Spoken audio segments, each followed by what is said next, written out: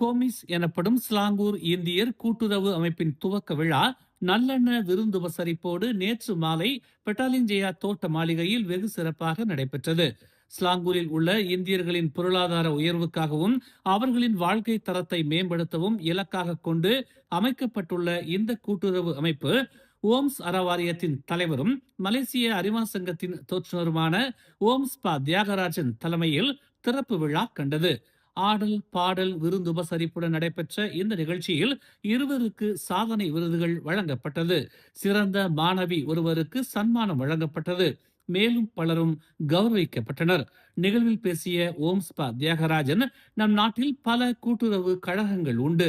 நம் நாட்டை பொறுத்த மட்டில் கூட்டரசு பிரதேசத்தில் அரசு கட்டிடங்கள் மற்றும் சீன வர்த்தக கட்டிடங்கள் தான் உயர்ந்து நிற்கும். அத்தகைய சூழலில் நாமும் சளைத்தவர்கள் அல்ல என்பது போல் அந்த கட்டிடங்களுக்கு மத்தியில் ஒரே ஒரு கட்டிடம் உயர்ந்து நிற்கிறது. அது தேசிய நிலநிதி கூட்டுறவு சங்கம்தான்.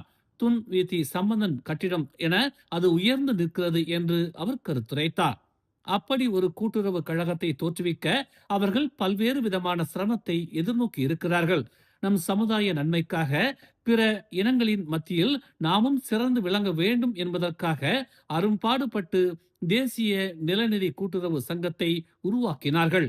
அதேபோல் இந்த கொமிஸ் கூட்டுறவு கழகமும் மக்கள் சேவையாற்ற வேண்டும் என அவர் கேட்டுக்கொண்டார். இந்த அமைப்பின் தலைவர் கிருஷ்ணமூர்த்திக்கு ஜப்பான் மொழி நன்றாகவே தெரியும். உண்மையில் நம் நாட்டில் ஜப்பான் கம்பெனிகள் அதிகம். அதிலும் ஜப்பான்காரர்கள் இந்தியர்களை அதிகம் விரும்புவார்கள். சீன பள்ளிக்கு நம் பிள்ளைகளை அனுப்பி சீனம் தெரிந்து கொள்வதை விட ஜப்பான் மொழி நிச்சயம் பயனானதாக இருக்கும் என்று ஓம்ஸ்பா தியாகராஜன் சுட்டிக்காட்டினார். மேலும் செய்திகளை தெரிந்து கொள்ள தமிழ் மலர் இணையதளம், தமிழ் மலர் செயலி மற்றும் மலர் டிவி யூடியூப் சேனலை வலம் வாருங்கள். எங்களோடு இணைந்திருக்க மலர் டிவியை பதிவு செய்து கொள்ளுங்கள்.